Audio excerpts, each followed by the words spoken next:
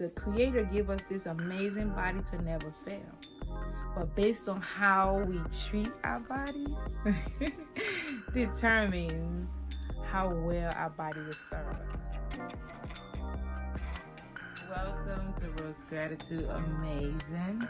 I'm so happy to have you here. If you'll be so kind, like, subscribe, and tap that notification bell and share the videos.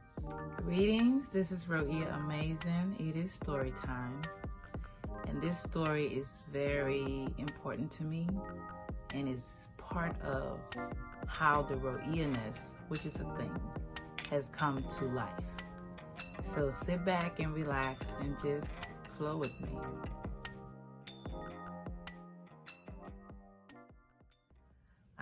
It is story time. I'm going to share with you part of the story on how the Roeeyahness, which is a thing, has come to life. So when I was a little girl, in my family, I would stay with my grandmother, my sister, my brother, and cousins. We would all go live with my grandmother, my mother's mother. She lived up country. So we would go and live with her for whatever the duration was. It wasn't no specific time frame that we had to stay with her. But moms just drop their children off and they'll be doing them. And so my grandmother, she was, and it was not necessarily declared like she is the medicine woman, but she was a woman that was connected to the earth. And, you know, she was the type of lady that could go outside at night and just look at the night sky and tell us what type of day we're going to have. It's going to be a sunny day tomorrow. It's going to be hot, or the sun is going to shine, or it's going to rain tomorrow. She was that cool. She could look at the stars and know what type of day it was going to be tomorrow. Or she could look at the new moon and declare what type of month we're going to have based on how the moon was in the sky. She would just say, oh, wow, it's going to be a really great month, or this month's going to be tough. Buckle up. She was just that lady.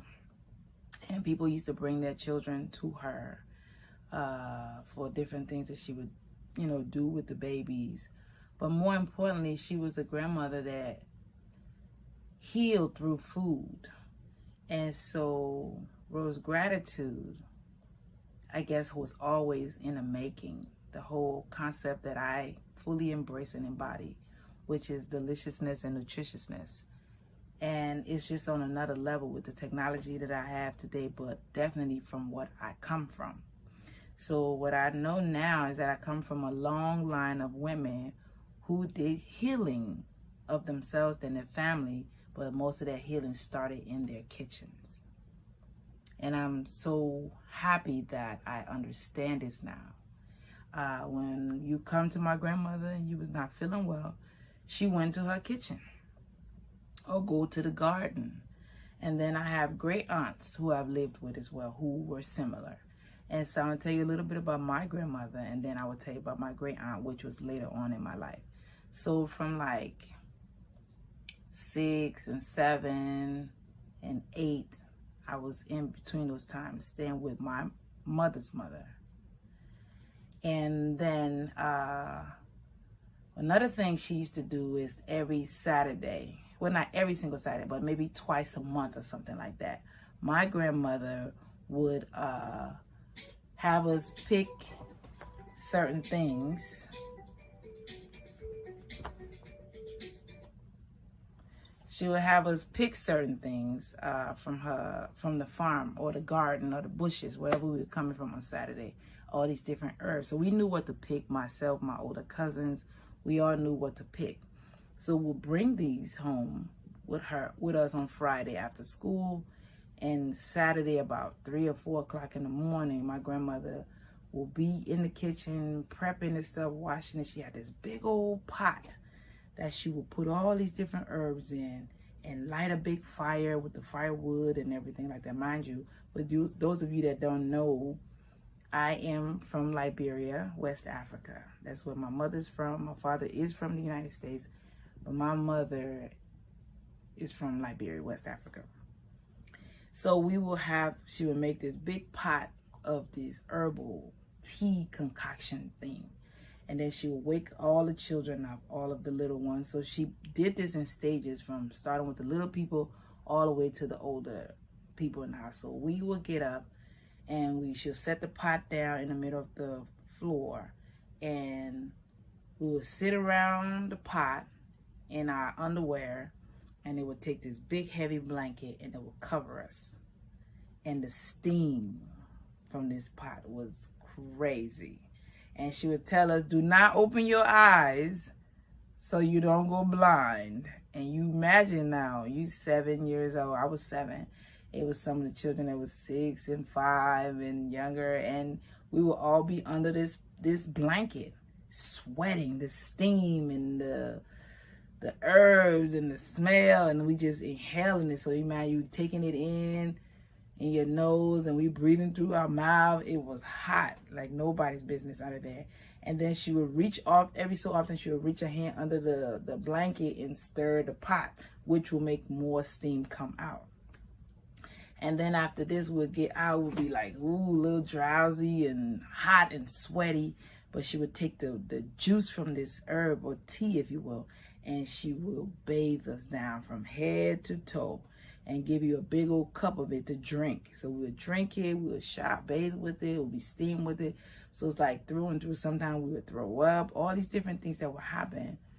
But at the end of all of that, it's like you go through this major cleansing. So about 10 o'clock in the morning. So mind you, we start like 3 or 4 o'clock in the morning.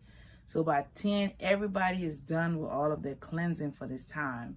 And then the next thing that she would do is she will make something called Joe Poppy, which is our favorite food, with the cassava and other vegetables and the palm oil and the hot pepper, which was a favorite amongst everyone. And we would get this food. And it was like, it was so delicious and simple. And it would just minister to your soul. Now, I was a little girl, but I never forget how that food made me feel. After I went through what I call something horrible of her cleansing and clearing, and I didn't like that as a little girl, because I was a little girl and I just didn't know what is good. You know, when you're little, you just want to kick it and have fun, and you're not thinking about healing and all that kind of stuff. But my grandmother, she was so brilliant in her nest, you know. Annie Davis is her name. Annie Davis, but we call her Ma. And she just incredible. She can be cooking and on her fireplace, and as the way the fire is blazing, she could say, ooh, I'm gonna hear some good news, or ooh, we're gonna have company. Now, we mind you, we lived in the country, so it was no phones. We didn't even have, I don't think we even had a clock on the wall. No refrigeration, no electric. We would light lamps and different things like that. That's how we used. So everything we had to do was done during the daytime and being closed out by night. We fetch water from the river, fetch water from the well. And that's how we got what we needed, but it worked. Okay, so it was not, I never felt like, oh, we need to have this. I didn't feel no lack of nothing, because we had what we needed. And that's what was important back then. And I was also called Joseph as a little girl, because I used to dream a lot. And a lot of things that I dreamt about came to pass. And this one particular dream I had when I was 7 years old, my grandmother, she also interpreted dreams. You tell her your dream and she would interpret your dream. So I had this one particular dream when I was 7. And this dream, I was really, really thirsty in my dream. But in the house that we lived in, this is in the house before the dream, we had this pot in the children's room that we kept our drinking water in. So it was in the corner. The big girls, they would fetch water, they would fill it up. So when you got thirsty, you just grab your cup, open up the pot, and you drink the water. So because it was in this pot, the water always stayed cool. And I can explain this a little bit more now because I have a little bit more understanding. Some things I just knew, but I wasn't able to speak on it the way I can speak on it now, because I'm a woman now, so I know even more, and it make more sense to me now than in the past. It was just a way of life. And so in my dream, I was so thirsty, and I went to the pot and I opened the pot. The pot was full of blood. And every water source that I knew of that I went to get this water, the water was all blood. But we had this big barrel that we always kept in the kitchen. But when I went to get some water out of the barrel in my dream, the barrel was locked. And I said, "Ma, I'm thirsty. Can I get some water?" She said, "Well, the water in there is for some guests. I'm having guests over, and that's their water, so you can't have any." I went to the well, I went to the creek, I went to the river in my dream. Every water I went to was all blood. So my throat was dry, I was really parched. And then at one point, the guests that she was expecting ended up coming. So they was all suited and booted. It looked like some quote unquote important people. And they sat around at the table and it was talking about whatever it was talking about. And it was drinking the water. So it's like, you know, it was pouring water for them and drinking. I was just watching from a distance, being really, really like, "Oh, I want some of that water." But then at the end of the meeting, they left, and I went, you know how people leave little bits of drinks in the cup. I just kind of put a few of them together, and I drank, was able to quench my thirst in my dream. And then when I woke up, the first thing I did was ran to the pot and grabbed me a cup of water, and I drank the water. So my grandmother, because I will always tell her my dreams, I went to tell her my dream.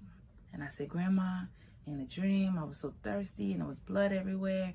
And there was these people that came and this." And my grandmother started crying. And I'm looking at her like, "Why are you crying? I mean, I got some water, I'm okay." So I said, "Grandma, why are you crying?" "Oh, Ma, why are you crying?" She said, "Because something terrible is going to happen. Something terrible. I don't know what it is, but from what you said to me about this dream, something terrible is going to be a lot of bloodshed. A lot of people are going to die. And those people that you saw in those suits that look like government officials, some of them would die, but some of them would get out because of the clout that they have and because of the, you know, they have access to certain things and money and stuff like that. They will get out and they will be able to get away, but a lot of people is going to die." Then she said, "But you, my dear, you are going to get out because you was able to get the water and put some water together and quench your thirst in the dream. That means that you are going to get out from this thing that's going to be happening. But however, you, my darling, are going to see other lands. You're going to travel way more than we can even, places that I can't even think of. You're going to go to, and you're going to see them. You're going to be okay." Mind you, I'm 7 years old, and I'm thinking like, where would I couldn't even imagine what that meant to travel to another land. You know, we just in Liberia. So fast forward, when I was 9, a civil war broke out in Liberia. And as she predicted, so many people died. They died from guns, and it was shooting, explosions, and bombings, but also starvation and disease, and so many things happened. And also, as she predicted, a lot of government officials were able to hear about stuff early. It was able to get out. And yes, I did too get out. The first place I went to was Nigeria. We got on the ship, my mother, my little sister and brother, and some other people. We went to Nigeria. I went to Nigeria, I went to Ghana, Togo, Benin, Ivory Coast, a lot of places in West Africa. I went to Switzerland, I went to Israel. Where else have I gone to? Of course, I'm here in the States. I've been to Canada, I've been to Mexico, and I have a long list of other places, you know, before I left. After I left Ghana, I went to Israel. So I've been to several places, and there's an even longer list of more places that I'm intending to go and planning to go that are on my list. And so I'm so thankful to be able to see some of these things that in my dream, and then being able to have my grandmother break them down for me.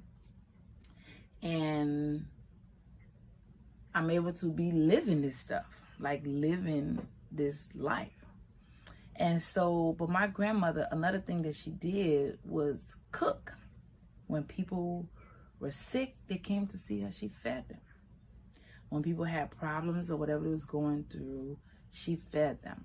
And then later on, when I was about 10 years old, I went to live with a cousin of mine, or aunt, and her mom and her family. So her mother was a great aunt of mine. And this lady, her name is Anna Savage. So my grandmother is Annie Davis. And then I went to live with Anna Savage and her daughter, Teresa Savage. That's her name. And so at this place, this other, we call her grandma or ma, or Oma. You know, she was the type of lady that she did a lot of postpartum care for mothers. After they have the baby, they would come over and she would take care of them. She would bathe the baby with the herbs and give them, she would pull the bones and make sure that if they were bow-legged or the head was smushed a certain way, as she will help restructure the heads and different things that she would do with the baby's body. But she will also make these herbal pots that the mother had to sit over hot. They call them yoni steams today.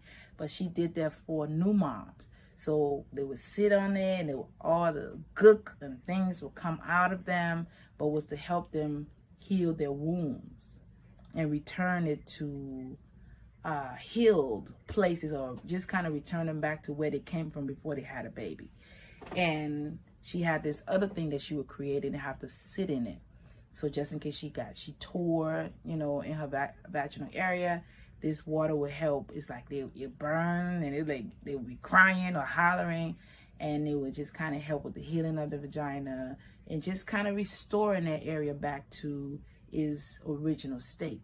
And another thing she did was bind the stomach. She bind the stomach because, you know, once a woman have a baby, her stomach did stretch and protrude. And so she would, give me a minute, she would bind their stomachs up to make sure that it can go back to being flat. Another thing she would do is that she had food that she prepared for them to make sure they make milk to breastfeed the babies. She makes sure that their organs return back to its normal space. So she will work with these mothers for 30 to 60 days. So these women will come and stay with us for their time. And she would take care of them. She would bathe them with like the hottest of waters to make sure that the pores return, close, and she'll feed them. But she made these different types of food for them. So she was all about healing through food. And that's what in Roe'sgratitude I call food therapy. And so the philosophy around Roe'sgratitude is that your food is your medicine. It just shouldn't taste like medicine. And I realized that a lot of times when it comes to medicine and how things are done, we don't pay enough attention to nutrition and how it is important to healing our bodies. A lot of diseases that we have are food related because we live in a world today where we just live to eat. We just eat. And so if you get a chance, you'll probably see some of the other videos that we have where I talk about fasting and different aspects of healing the body. Because sometimes you have to just stop eating because we do so much eating and give our body chances to heal. And people think that they need medicine and medication to heal. Yes, you need medicine, but the type of medicine you need, it is your food. And so just continue to look out for more of these kind of videos about stories about how food has taken us from one stage of our lives to the next stage. And if you want to go from sick to well, you have to eat differently. So I am so thankful to the amazing women in my life that have taught me that your food is your medicine. It just shouldn't taste like medicine. So when you come to my grandmother and you tell her that your blood is low, she have greens that she'll prepare for you. She have these greens that she would take in like potato greens, sweet potato leaves, but she will rub them together and mix it up with some water and get the juice from it and pour it in a glass. It's thick. It looked like plasma. I mean, it's like green, but the consistency looks like blood. And you drink it within 3 to 5 days, you want every day or twice a day, depending on how low you are, and you will be where you need to be as far as your blood will be back up like this. And she will cook potato greens for you. She will, you know, add that to your meal for the time that you're there with her. But when you leave, you'll be back on point. And she didn't inject you with anything. She didn't cut off no arms or nothing. All she did was feed you, from the stuff that you drink to the stuff that you eat. And that was it. You just get to enjoy some deliciousness and nutritiousness, okay? And by the time you get done with the eating and the drinking of things that she provide for you, you are back to health. And that's what we do here at Roe's Gratitude. Deliciousness and nutritiousness. And I will be back for more. Thank you so much for listening. I love you.